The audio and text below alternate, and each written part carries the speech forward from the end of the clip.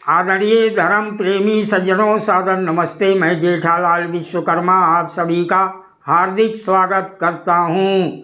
महर्षि वैशंपायन जी महर्षि वेद व्यास जी के शिष्य थे।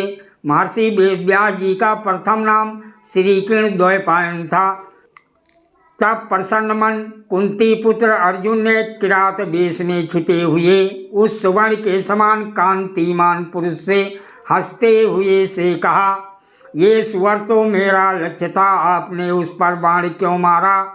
ये मृगया का धर्म नहीं है जो आपने मेरे साथ किया है। हे पर्वतवासी, इस अपराध के कारण मैं आज आपको जीवन से वंचित कर दूंगा।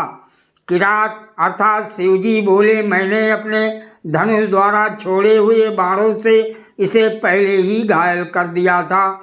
मेरे ही बाणों की चोट खाकर ये सदा के लिए सो रहा है और यमलोक पहुंच चुका है।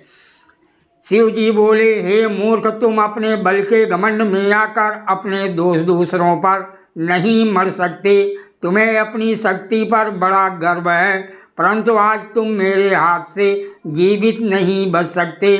धैर्य पूर्वक सामने डटे रहो, मैं वज्र के समान भयानक बाण छोड़ूंगा। तुम भी अपनी पूरी शक्ति लगाकर मुझे जीतने का प्रयास करो। मेरे ऊपर अपने बाण छोड़ते रहो। किरात की बात सुनकर उस समय अर्जुन बहुत क्रुद्ध हुआ और उसने बाणों से उस किरात पर प्रहार आरंभ किया।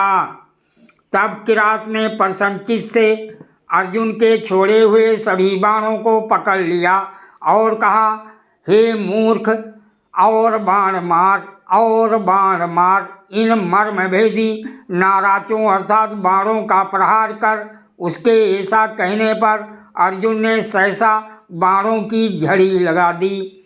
शिवजी ने कहा, हे फाल्गुन अर्थात हे अर्जुन, मैं तुम्हारे इस अनुपम पराक्रम, शौर्य और धैर्य से बहुत संतुष्ट हूँ। तुम्हारे समान दूसरा कोई क्षत्रिय इस पृथ्वी पर नहीं है। हे पार्थ, तुम्हारा पराक्रम यथार्थ है, अतः मैं तुम पर बहुत प्रसन्न हूँ। हे पुरुषोत्तम, तुम मुझसे मनोवांछित वर ग्रहण करो।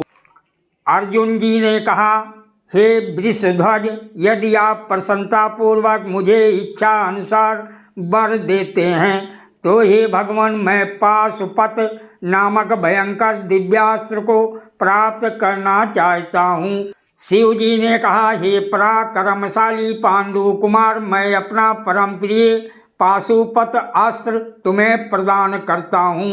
तुम इसके धारण, प्रयोग और उपसंहार में समर्थ हो। इस अस्त्र को देवराज इंद्र, यम, यक्षराज, कुबेर, वरुण अथवा वायुदेव भी नहीं जानते, फिर साधारण मनुष्य तो जान ही कैसे सकेंगे। परंतु हे पार्थ, तुम सहसा किसी पुरुष पर इसका प्रयोग मत करना। यदि किसी अल्पशक्ति योद्धा पर इसका प्रयोग किया गया तो ये संपूर्ण जगत का नाश कर डालेगा। चराचर प्राणियों सहित संपूर्ण त्रिलोकी में ऐसा कोई पुरुष नहीं है जो इस अस्त्र के द्वारा ना मारा जा सके। इसका प्रयोग करने वाला पुरुष अपने मानसिक संकल्प से, दृष्टि से, वाणी से तथा धनुष बाण द्वारा भी शत्रुओं को नष्ट कर सकता है। महर्षि वैशंपायन जी ने कहा, अस्त्र देकर शिवजी ने अर्जुन को आज्ञा दी, अब तुम स्वर्गलोक को जाओ। हे राजन, तब अर्जुन ने हाथ जोड़कर उनकी ओर देखा और चरणों में मस्तक रखकर प्रणाम किया। सादर प्रणाम। जय श्री कृष्ण।